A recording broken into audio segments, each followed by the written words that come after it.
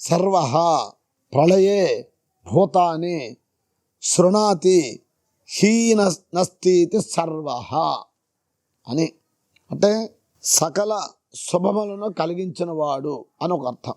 సర్వః సర్వాయ నమః, నమః శంభవే చ మయో భవే చ, నమః శంకరాయ చ మయస్కరాయ చ, నమః శివాయ చ శివతరాయ చ అని ఉన్నది. శివనామాలు కూడా ఓం సర్వాయ నమః.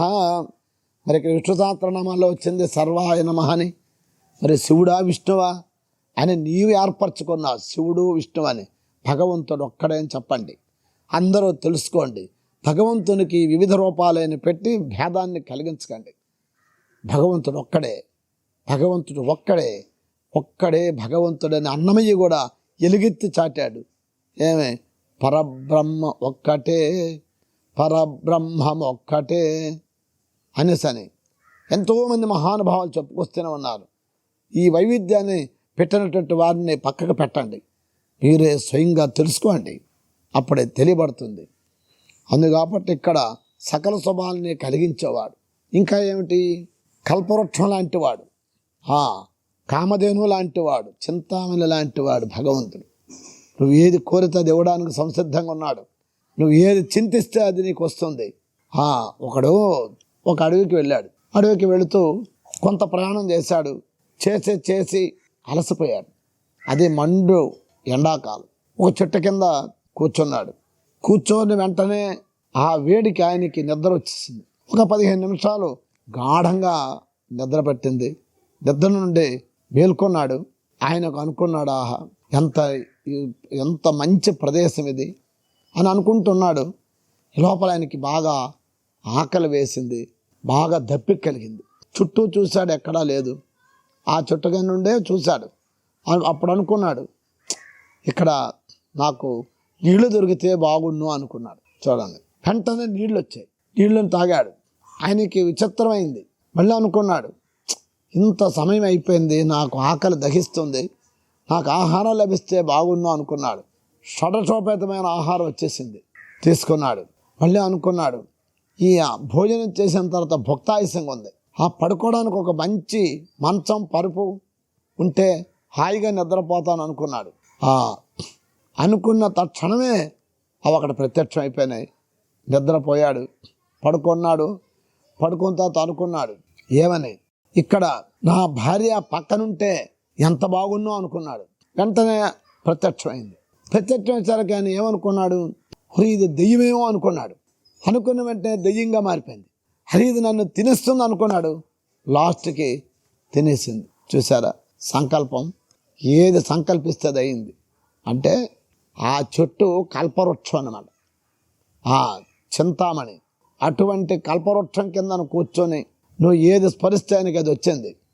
అందుకే నువ్వు కల్పవృక్షం దగ్గర కూర్చొని ఎట్టంటట్టు ఆలోచించకు.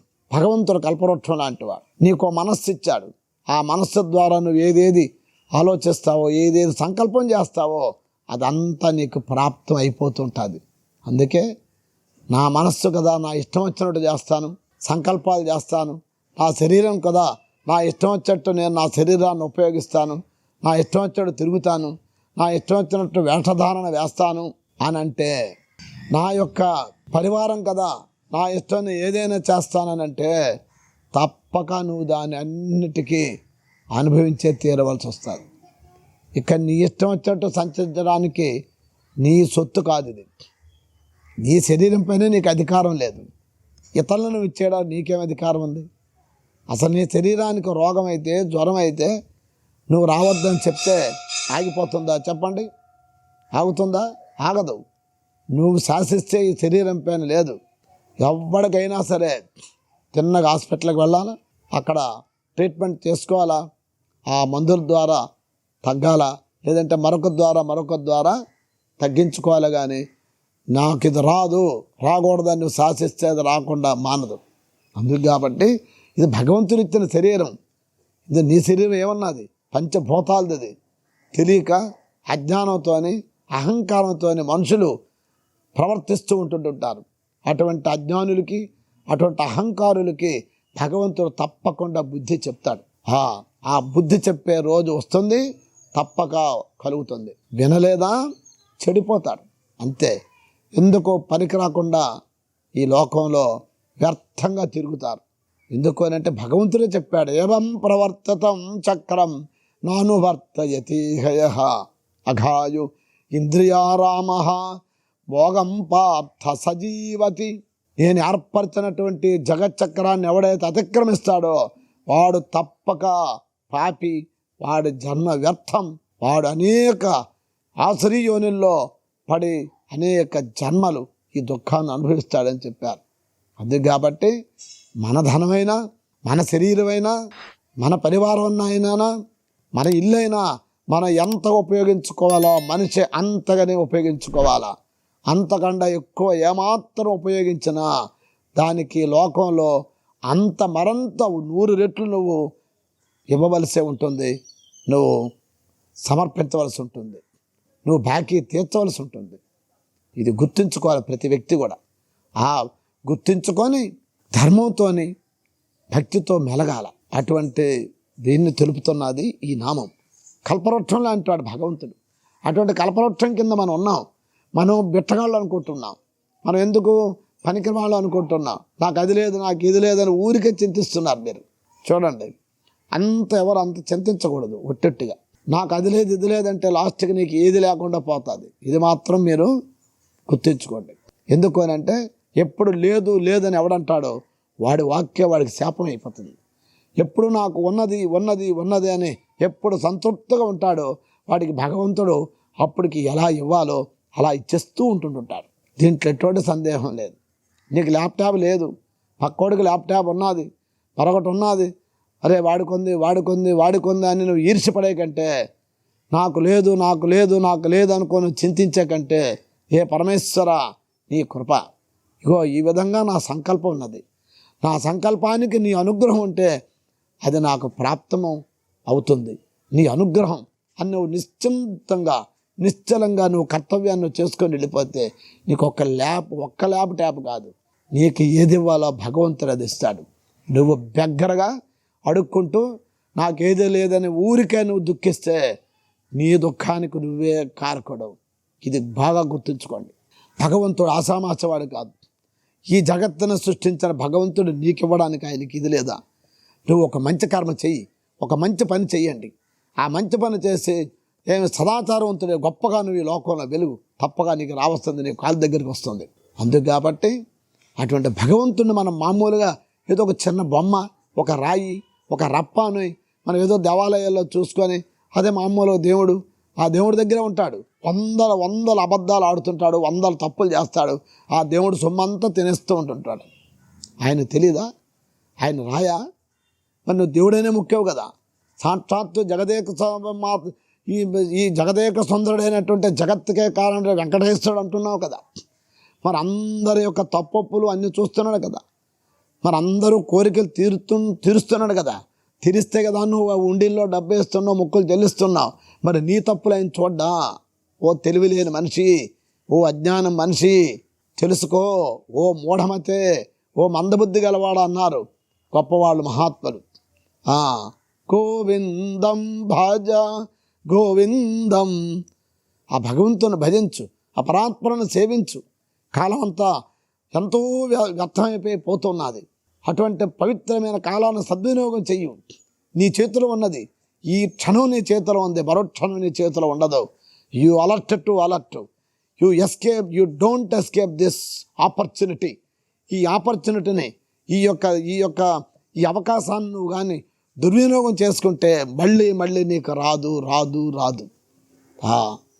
అందుకే మహాత్ములు భక్తులు అందరూ హెచ్చరిస్తున్నారు. మహాభక్తులు వారు ఆచరించే వాళ్ళ జీవితాన్ని మనకి ఫలంగా పెట్టి చూపించారు. గొప్ప వాళ్ళందరూ కూడా వాళ్ళ జీవితం అంతా కూడా త్యాగం చేసి వాళ్ళు మనకు అందించారు.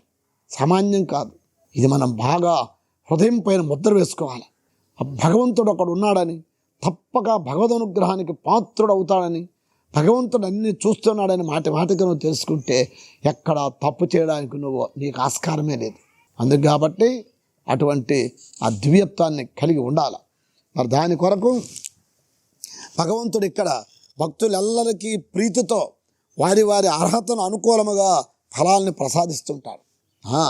వారి వారి అర్హత ఎంతైతే ఉన్నదో, వారు ఎంతెంత పుణ్యాన్ని సంపాదించారో అంతంత వారి అర్హతను అనుసరించి వారికి ఆ పుణ్య ఫలాలు కలిగించటంలో భగవంతుడు ఒక సిస్టమేటిక్ని పెట్టాడు.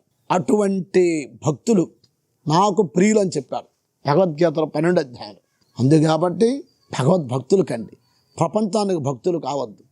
ప్రపంచం మిమ్మల్ని మోసం చేస్తుంది, భగవంతుడు ఎప్పుడూ నిన్ను మోసం చేయడు. భగవంతుని ఆశించిన వాడికి ఎప్పుడు కూడా లోటే లేదు.